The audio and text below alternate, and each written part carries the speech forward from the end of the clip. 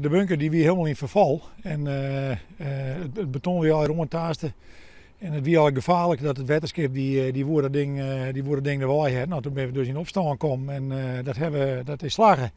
En het is helemaal renoveerd. En ook kent dus een educatie- en informatiebunker, een informatiecentrum worden. Nou, wat je zien kennen, dat zijn alle foto's van vroeger.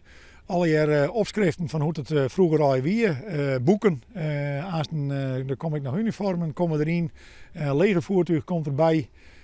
Echt om te zien van nou, zo wie het, zo waar er leeft. En dit weer de bedoeling van deze bunker. Nou, als de vliegtuigen van de geallieerden uit Engeland hier naar Nederland of naar Duitsland gingen, dan kwamen ze hier over de twee dieken heen.